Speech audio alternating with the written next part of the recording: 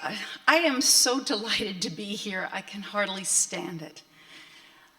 We are here in person after a very difficult period in which COVID has kept us apart. I remember 2 years ago a really beautiful event when we had a gala celebration of the holidays with AmCham, and really no worries about the future, certainly not the future of our health. And yet, it's been a difficult time. And here we are again face to face, being as safe as we can thanks to measures that the government has put in place and practiced by AmCham tonight. Please take care, because my hope is that we'll continue to see each other face to face often in the new year. I'm confident we will defeat this pandemic through our vigilance and through the help of widespread vaccination, which I continue to encourage at every turn. But I know it's just the start of our return to a new normal. My friends, despite progress made in the fight against the virus, many challenges lay ahead, which will require our collective energy, our creativity, and our diligence. Addressing these challenges will require true partnership between government and the private sector. And that includes meaningful collaboration and ongoing communication.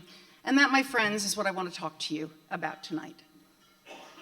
All of us here know how important partnership is between the public and private sectors. Montenegro's business community, working closely with the government, is not just good for business, it's good for Montenegro's citizens as well. Why? Because when business and government really work together, it helps create an attractive business environment, generate new economic opportunities, and build for the future through innovation and entrepreneurship. And what does this mean for Montenegro and its citizens?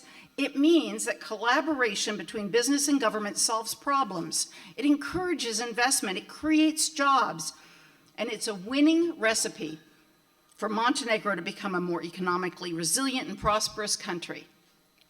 Let me start with the importance of an attractive business climate, something familiar to you all. All of us here tonight are striving for a business environment that's transparent, fair, and predictable. Your businesses need this to succeed, and the government needs this to attract high-quality, durable investment that can support the country's economic recovery and growth. But how do we get there? How can we make that happen? Well, I believe we took a vital step this September when the United States and Montenegro launched a new bilateral economic dialogue. The launch of the dialogue is much more than a promise to cooperate, but rather it serves as a constructive platform to address tough issues, explore promising commercial opportunities, and deepen shared prosperity between our two countries. I love that. And I don't want to bore you with the details of an economic dialogue. But I did want to mention it tonight, since it's a powerful new tool that will help the work of this chamber, which has committed itself to the Partnership for Better Business Environment. That is what we're celebrating tonight. The dialogue is focused on supporting the very same things envisioned by the partnership: improving Montenegro's business environment, maximizing bilateral U.S.-Montenegrin trade and investment, and identifying new areas for cooperation and growth. So, AmCham, please think of the dialogue as an extension of your partnership. It will be a platform to raise real-world issues that face businesses just like yours, sorting through the complicated issues like property rights and commercial disputes is one way the dialogue will help bring resolution to some thorny and long-term issues that have languished for years. This is important because by doing so, it will prove and demonstrate a commitment to fairness, equity, and transparency. And speaking of transparency, I regularly do talk to Americans who are curious about Montenegro. They're considering business in Montenegro. But I'll be frank, they often say that the business climate, let's say, gives them a pause. They raise concerns. They'll mention their worry about lack of transparency in public procurement. They may talk to me about unpredictability in enforcing valid contracts. Or they may wonder whether competitors are able to exert unfair influence. In short, what are they saying? They're talking about a kind of corruption. They don't trust the system. When President Biden announced his commitment to fighting global corruption in June of this year, he said, "Corruption is a cancer within the body of a society, a disease that eats at public trust and the ability of governments to deliver for their citizens." Trust. One of the main reasons that corruption is so devastating is that it eats away at trust. And that lack of trust is creating a chilling effect on the very investments that Montenegro seeks to attract and so urgently needs. The solution, when it comes to rebuilding trust, the government knows the answer, and I believe you're working in this direction. It must make a sincere commitment to transparency and fighting corruption. It must eliminate politics and undue influence from decision-making, and it must work to rebuild trust with business. That's one of the main reasons I believe building stronger collaboration and communication between business and government is exactly the recipe for success. And what does success mean? It means a vibrant, resilient, transparent economy that serves as the recipe for growth, that brings prosperity to the citizens of Montenegro, and is an attractive business climate for new businesses and existing businesses to flourish. So creating a predictable business climate is absolutely important, and it's one of the reasons for a strong collaboration between government and business, which I've mentioned already, but there's more that can come through this relationship. Working together, the private and public sectors are also more effective at creating new business opportunities, and that's my second point. Again, the private sector working closely with the government is the key to that effort. Maximizing opportunities.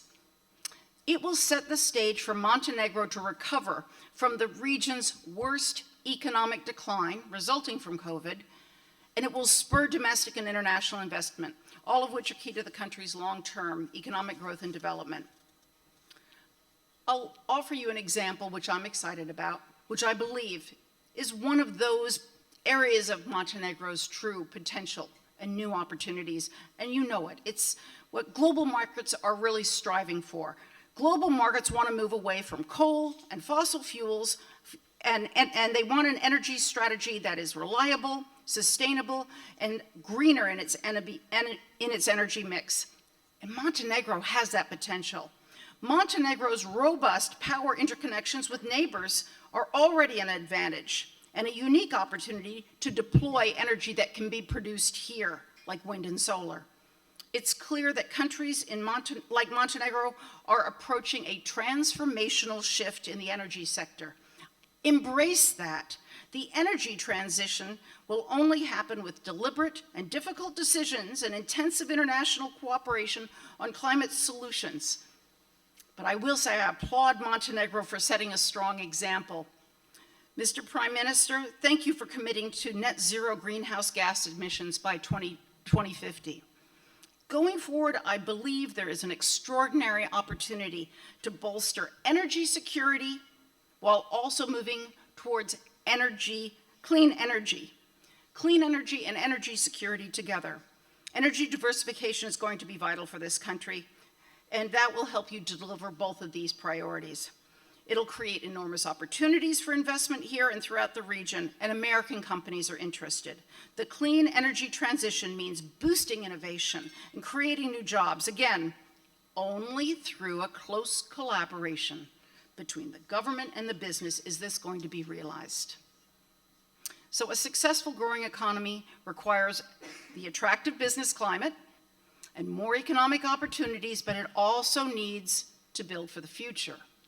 So that brings me to the third reason why collaboration between business and government is absolutely essential for Montenegro. Your partnership is essential to sparking innovation and entrepreneurship, new ideas to build this country. The business community is by its nature future-oriented.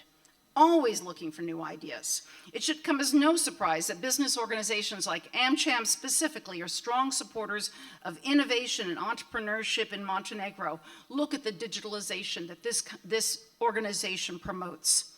The United States is proud to do the same. I'll give you a few examples from the embassy's recent past. We partnered with a local IT startup called Digital Bee to support the Academy for Women Entrepreneurs in Montenegro, and I see Minister Suzentić nodding. The idea was to support 30 female entrepreneurs, women, as the engine for growth. They were trained on how to start and scale up successful small businesses. Likewise, we've recently been proud to support something called the Montenegro Tech and Startup Bridge. This is supported by an NGO called Digital Den, many of you are familiar with. The initiative was created as the first pipeline of its kind to bring Montenegrin startups directly in touch with American counterparts, US venture capitalists, angel investors, academics, all different partners that US companies need to hear from. And US companies need to hear from the Montenegrin firms, their pitches, and they need to mentor these tech innovators. Excuse me, I got it turned around. Basically a pipeline that not only will bring Montenegrin ideas to the US, but US businesses to Montenegro. And speaking of innovators, I was thrilled to see that the Ministry of Economic Development is working with American esports promoters to turn Montenegro possibly into an e-gaming hub. A new idea. Digital industries, including esports, for example, which is now a billion-dollar global industry, represent exciting opportunities for Montenegro's youth. Many Montenegrin young people do have the growing skills in IT and gaming needed to make this kind of concept work, and it's sure to attract digital nomads and others who recognize the power of a good idea. I believe that embracing this booming sector could create a generation of new young Montenegrin entrepreneurs and innovators who could positively impact both local and global communities. And more broadly, supporting these kind of opportunities, which are often made possible by a collaborative public-private collaboration, it's yet another way to generate prosperity and economic growth, to increase employment, and to support the diversification of the Montenegrin economy. So tonight I focused on how important I truly believe it is that governments listen to business and businesses talk to government. Without it, creating and maintaining an attractive business climate is almost impossible. Collaboration between government and business is also a necessary building block to create new economic opportunities, to build for the future through innovation and entrepreneurship. It's clear that these worthy goals lead to investment and they create more jobs. In other words, a more prosperous, and I will add, a more stable Montenegro for all citizens. I think it's the goal we all want. I certainly do. I'd like to conclude by applauding AmCham's successes over the last year in difficult times, as well as your active advocacy on behalf of your members, as well as your generous corporate social responsibility activities. I assure you that the U.S. Embassy, Svetlana, and board members, we will remain your partners and your ally in the years to come as we work to advance our shared goals. So let me thank you, Prime Minister Krivokapić, ministers, and all AmCham members for spending the time together. This is a family. I'm thrilled to be part of it, and I'm thrilled to be here to celebrate the accomplishments of the past year with you, as well as to celebrate the opportunities that lay ahead. Let's use this festive evening to deepen our relationships and communication, as well as collaboration. So allow me to wish all of you a joyous and prosperous holiday season with your family and your friends.